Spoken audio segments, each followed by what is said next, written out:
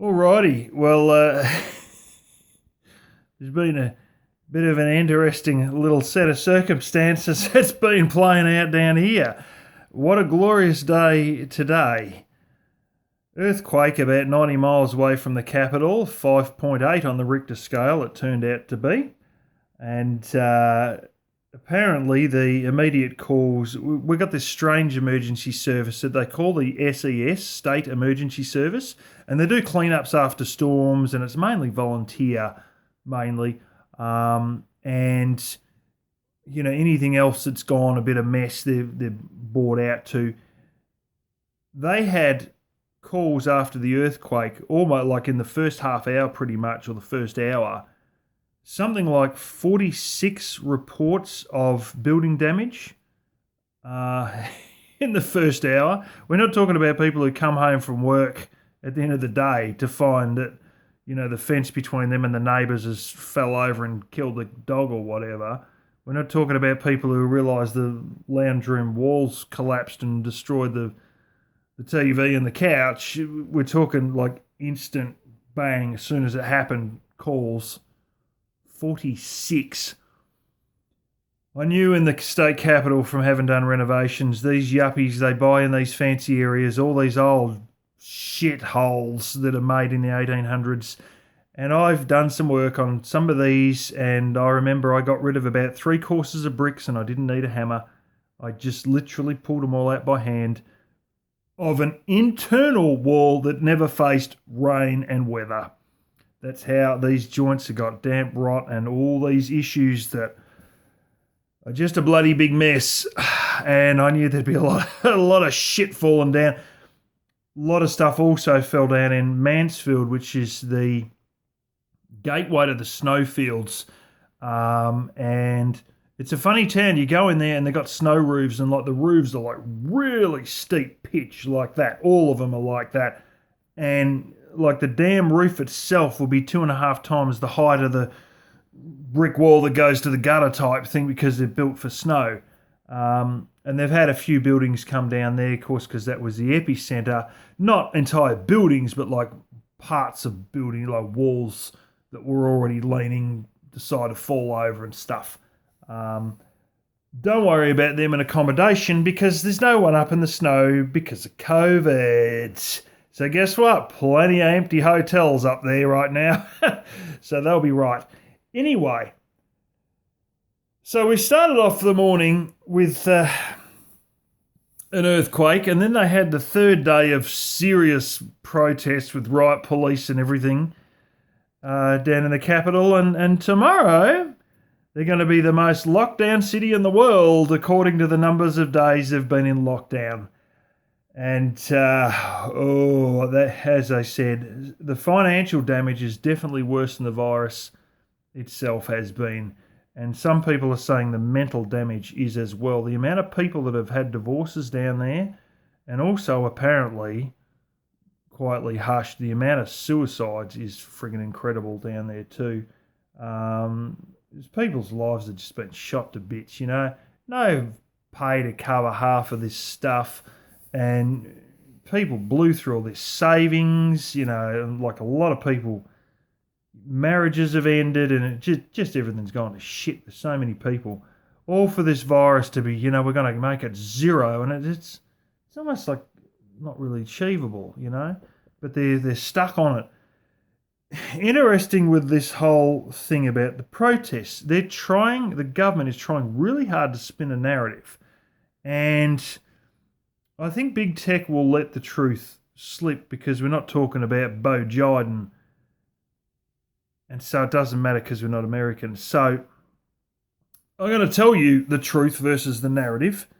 The truth is, all of this stuff has sort of been organised by a union, but probably really the members of the union jacking up, and then the union themselves all deciding that because they're all great at coordinating a strike, because that's what unions do, they're all going to coordinate a protest.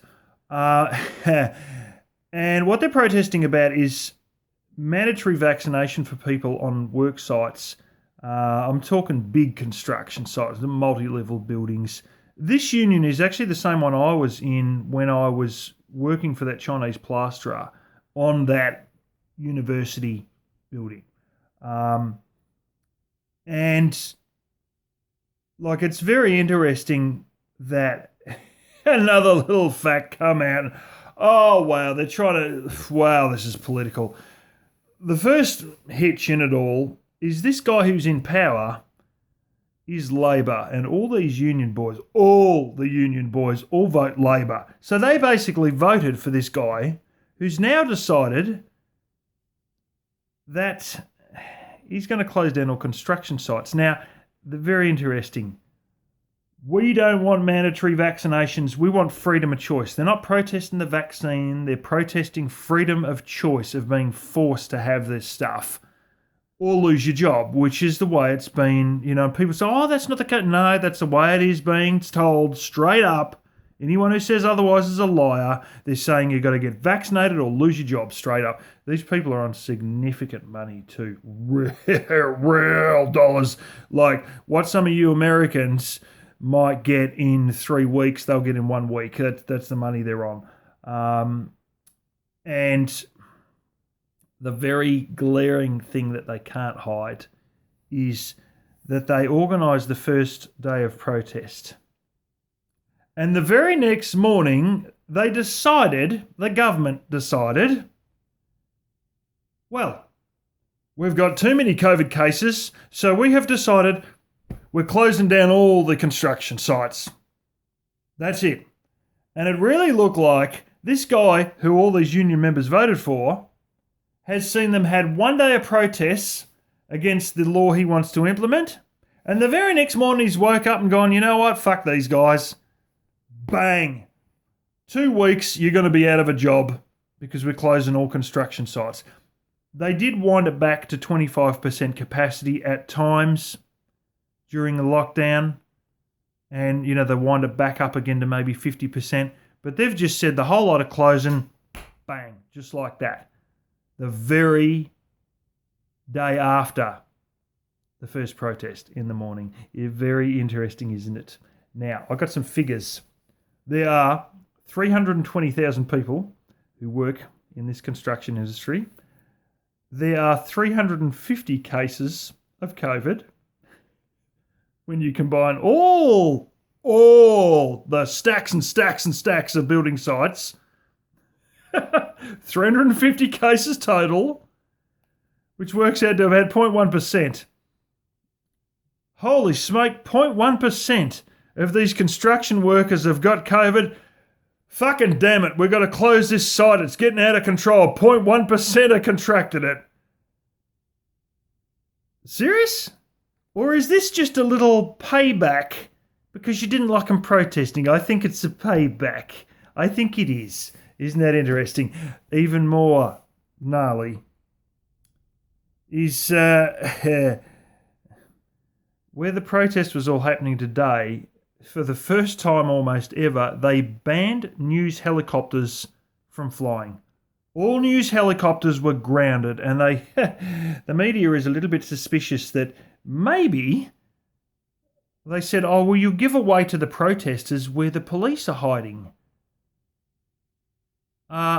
Yes, but what about so-called members of the public who are probably videoing it and uploading it and maybe even texting some of the protesters as they walk past, not dressed in high-vis clothes? But no, the media helicopters, which, you know, are way up there and they could be frickin' anywhere, they might give away where the police are hiding from the, you know, from the protesters and where they've got them positioned to entrap them, which is what they try to do today.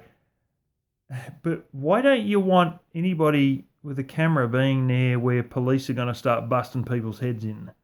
Oh, that's very interesting as well, isn't it?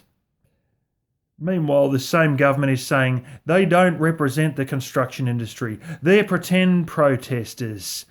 I think they even, I don't know if they said they're paid or anything like that. They didn't actually say that, but they're trying to almost, you know, like, if any of you know some of these animal rights activists, some of them might be a little bit paid. I'm not saying much, but there's a distant relative of mine who might have spent a few years as a paid protester. I don't know them personally, but they're pretend protesters. Oh, really? Are they? Is that why the actual union has had people, organise all of this, stand up and give speeches to people about how the protests should... because they pretend, are they? Oh, they don't represent the... Dude, they are the construction industry. This one union pretty much is the entire construction industry. There used to be two or three, and one disappeared and due to getting charged in court with a whole heap of shit. And another one was a smaller one which merged with this existing one.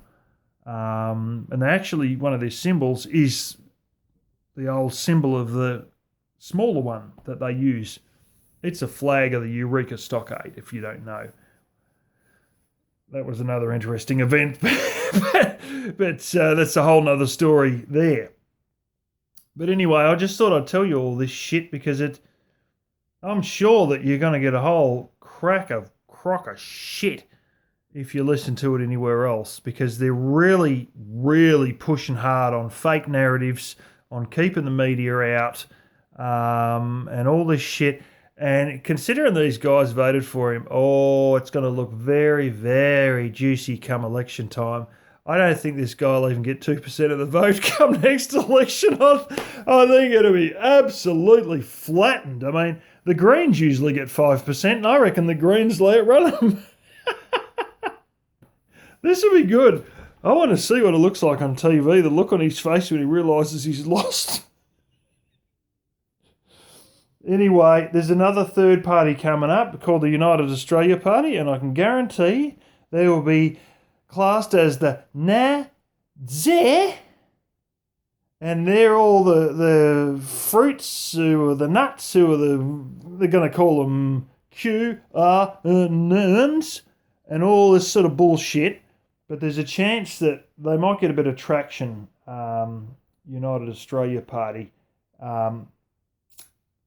because people are a little bit sick of the lockdowns. And it's the same old two-party bullshit in this country that you've seen in the United States, except the way the voting system works, it's really strange. They can actually hand each other their votes, and they've got a deal like between the two big ones. If one gets, and I've seen a case where somebody got 40%, and the next one, how'd it work? It sort of worked that basically the two major parties hand their votes to each other. It's called the preferential voting system, and it's the most fucking scandalous piece of shit. We've got a very clean voting register, but we've got a fucked up system where parties can trade votes with each other. I mean, it's fucked up. It really is. And there was someone in a certain area from a bit of a fringe party, and they won their seat, but